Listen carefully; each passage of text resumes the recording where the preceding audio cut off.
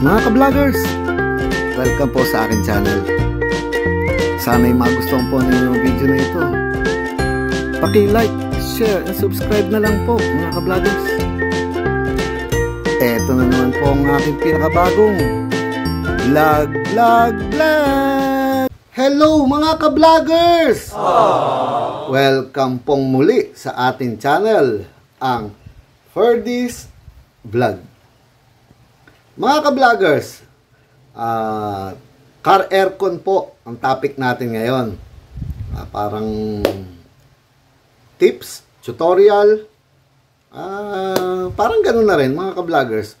Kasi naipon na po mga ka-vloggers ang mga comments ninyo na gusto ko sanang gawing vlog para na rin sa kaalaman ng iba nating mga ka-vlogger, mga subscriber.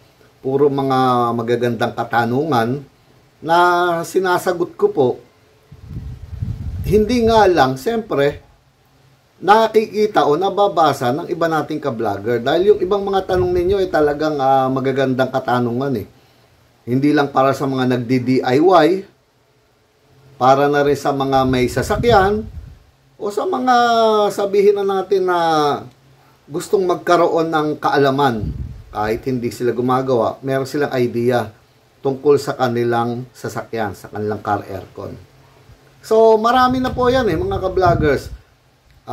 Hindi ko nga lang magawa ng vlog, pero susubukan ko at pipilitin ko na gawin po isa-isang mga vlog yan. Kasi minsan mga ka-vloggers, alam niyo naman nga, busy tayo.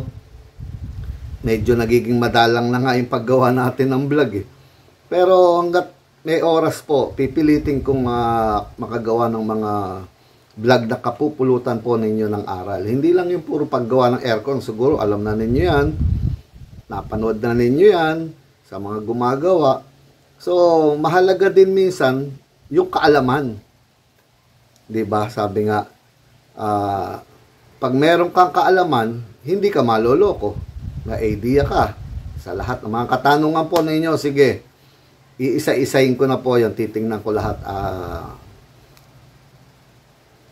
Bibigyan ko ng pansin niya mga ka-vloggers. Dahil nakikita ko, marami pang mga ka-vlogger natin. Minsan, simpleng tanong lang, hindi nila alam kung bakit ganun. Siyempre, wala silang idea.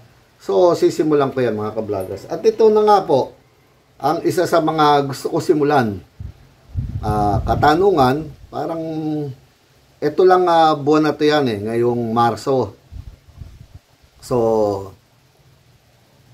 nakita ko siya, itong Miyerkules lang nga ito. Basahin ko na, yung pangalan ninyo, ayan sandali, gigilid ko to dito sa site. Ayan.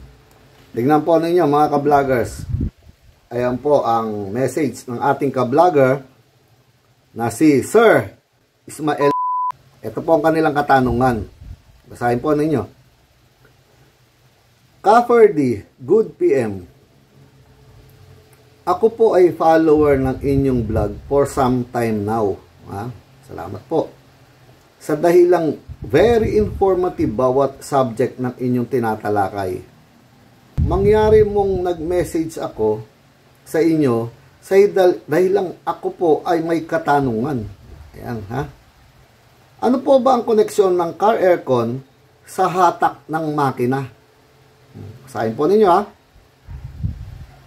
Kasi po kapag naka-off po ang aircon, malakas ang hatak ng aking car. At kapag naman po naka-on, nababawasan po ang kanyang power. Sana po ay matugunan niyo ang aking katanungan.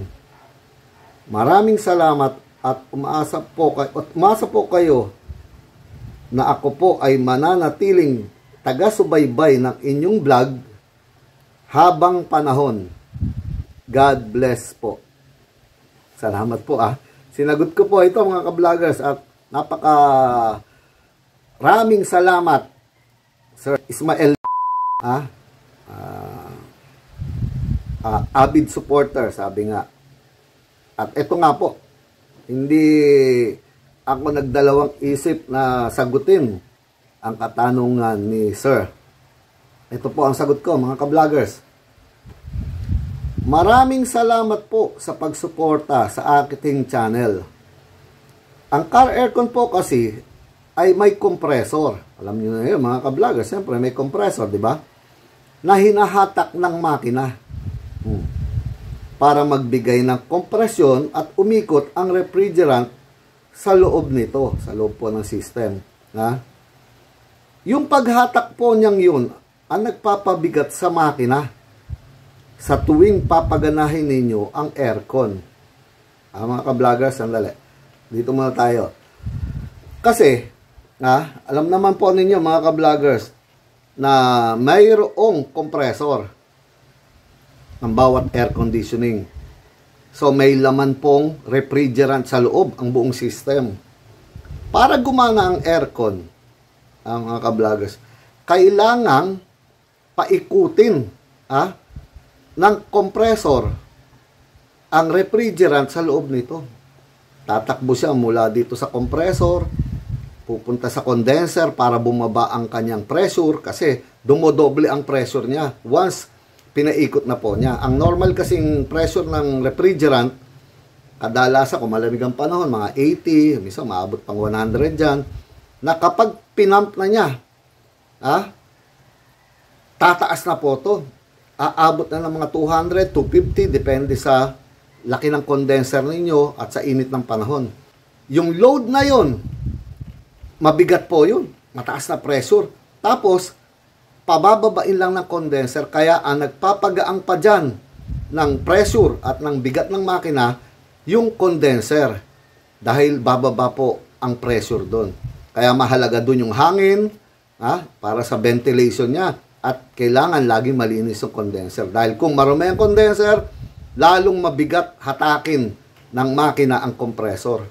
Naintindihan po ninyo? Dahil mag-high pressure siya. Kapag high pressure, dobleng workload, sabi nga, bigat sa makina na ipaikutin niya yung compressor. So, maintenance yun. Kailangan malinis yung mga pins, kailangan check nyo yung mga auxiliary fan, kailangan malakas yung hangin, yung mga clutch pan, kung nakakabit sa makina, kailangan na nagdo-double time talaga ikot niyan once nag-on na o yung mainit-init na siya. So, ngayon, tuloy ko po, mga ka-vloggers. May konting dahil gusto kong lalo ninyo maintindihan. Ito naman katanungan ni Sir. Maaari po kayang sanhi ng mahinang paghatak ay sanhi ng baradong evaporator, cabin filter o di kaya condenser? Para po kasi hirap ang makina kung naka-on ang aircon at mainit naman po kung naka-off. Siyempre, may initan si Sir Ismael, hindi Israel, Ismael. May initan kayo pag pinatay ninyo, siyempre. Dahil wala na kayong aircon, wala na lalabas na lamig dito sa pag in-off nyo. So, sana po hindi kayo naabala sa aking katanungan. Pasensya na po. Salamat pong muli. Yun. May sagot po ulit ako dyan. Ito. Medyo mahaba-haba mga ka-vloggers. Ano po ba ang sasakyan nyo? Tinanong ko. Kasi nga, mga ka-vloggers, mamaya, the clutch pan, sasabihin ko sana, napatingnan nila yon. Baka nagpi-freewheeling. Or kung auxiliary pa naman, katulad ng mga front wheel drive, tignan nila, baka mamaya naman mabagal na umikot, paubos na yung carbon brush, o mamaya naman may mga aux pa naman dito sa harapan ng condenser, hindi gumagana. Kaya inaalam ko kung ano sana sa sakyan ni Sir Ismael. Original pa naman po ang compressor niya. Isa pa rin yun, mga ka-vloggers. Kapag na-fabricate na yung original ninyo, napalitan na siya ng ibang compressor, hindi na yung original, ganda ng ating mga sticker, mga ka-vloggers, per this vlog at per this travel vlog. Kung napalitan na siya, iba na po yung workload na mangyayari doon, iba na yung bigat. Hindi na kaya minsan ng compressor, lalo kung piston type, na yung tinanggal maliit lang na parang coil type na tawag, o yung parang katol ang tawag ko. Magaang lang hatakin po yung mga yan, yung mga dinidesign ng mga kasa. Pero yung mga piston type, halimbawa, dating maliit lang na ganyang coil type ang mga compressor, yung parang katol, tapos ginawa siyang piston, mabibigatan talaga. Ano pa mangyayari doon? Sa bigat, minsan bumababa ang idle. Nahihirapan ng makina. Talagang double time, lalo kung di umaandar ang idle app ninyo, mga ka-vloggers. Sandali, tuloy muna natin pagbasa. Yung maruming evaporator po o cabin filter, wala pong koneksyon sa mabigat na paghatak ng makina once nag-on, sa pag-on pa lang, nag-on na kayo ng aircon. Mula sa nakapatay, pag-start, yung sabi ni sir na yun daw bang maruming evaporator o cabin filter, masama. Sa pag-on, initial, wala pong koneksyon yun, mga ka-vloggers, sa hirap ng paghatak. Ngayon, karugtong po yan. Ito. Sa katagalan ng gamit sa aircon, dun po ang effect niya. Siyempre, siguro, hindi mag-automatic, mga ka-vloggers, alam na ninyo yan, Hindi mag-automatic yung compressor dahil marumi nga ang cabin filter o yung evaporator, continue sa under yun. Doon nahihirapan lalo ang makina. Pero yung unang on ng aircon, wala pang connection yung dumi doon. Siyempre, yung bigat na yun, nasa kung ano ang hahatakin niya. Pero yung katagalan nga, sinasabi ko, kung marumi yun, hindi mamamatay, doon nahihirapan ang makina ninyo. Magbiyahe ba naman kayo, halimbawa, Olonga po to Baguio na yan, hindi nag-automatic, talaga mahirapan po ang makina. Continuous, magyayelo na ang evaporator ninyo, walang pahinga, talagang mahirap po para sa makina yun, no? So ngayon, kasi hindi halos nagpapahinga ang compressor kapag madumi ang cabin o evaporator. Yun nga po sinabi ko. Kaya hirap ang makina humatak dahil walang pahinga ang compressor. Naunahan ko lang. Yung maruming system like receiver dryer, ayan inuulit ko, basahin nyo po. O condenser, kung marurumi po yun nakaka-apekto po sa makina. Kasi hirap dumaan ng refrigerant sa bara, kaya dagdag bigat sa hinahatak ng makina. Ayun. Naintindihan po ninyo, mga ka-vloggers. So ito, tapusin lang natin muna itong mga conversation namin. Sabi ni Sir Ismael, maraming salamat po, Ka-Ferdy. At least nabigyan niyo po ako ng very important idea sa mga katanungan ko. Isa sa magandang katangian nyo, isa sa magandang katangian nyo ang pagiging approachable. Salamat po. At accommodating. And I love that. Kaya nga marami kayong taga-subaybay. Maraming salamat din po sa ating napakarami ng subscriber. Papunta na po tayo sa 30,000. Sana keep on sharing. Sabi nga, tulungan nyo rin po iba natin mga kaibigan dyan, mga kamag-anak. Ipakita ninyo ang mga vlog natin. Sana yung mag-subscribe din sila. At para matuto sila at magkaroon po sila ng kaalaman din tungkol sa car air conditioning, no? Ito po. I love that. Kaya marami kayong taga-subaybay. Sana man lang may isang katulad nyo dito sa Metro Manila na tapat tumulong sa mga nangangailangan. Mabuhay ka, Ka-Ferdy. At naway, dumami pa ang katulad mo. God bless you always. Maraming salamat po, sir. At may sagot nga ako. Salamat po. Ingat lang po kayo dyan. Kumusta na lang po sa buong family nyo.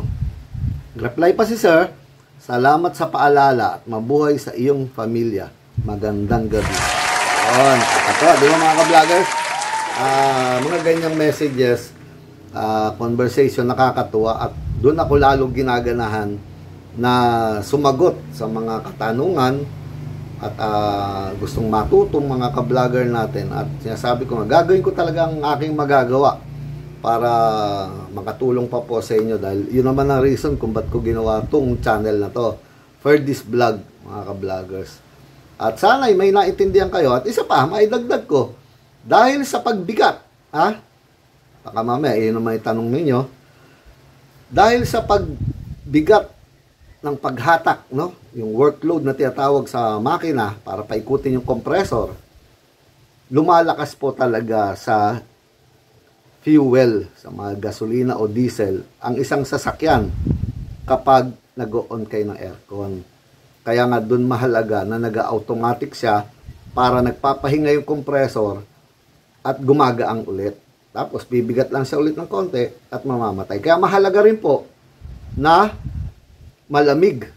Kasi kung hindi malamig, continuous lang aandar ang compressor ninyo. Kaya kailangan alaga sa maintenance, yung mga evaporator o walang barang system dahil talagang pahirap sa makina kapag hindi nagpapahinga ang compressor, mga ka-vloggers. Naintindihan niyo? So, mga ka-vloggers, marami pa to. Hayaan ninyo, isa-isahin ko para sa inyo ang ating mga comments dyan. At sana huwag kayong magsasawa sa pagsuporta po sa ating channel at sa inyong lingkod. Maraming salamat po sa inyong lahat, mga ka-vloggers. Ano pa po ba ang sasabihin ko? Ito na naman po ang pinakabagong edition ng aking vlog. Paalam, mga ka-vloggers. Paalam po. Ingat po sana kayong lahat. Palagi. Ingat.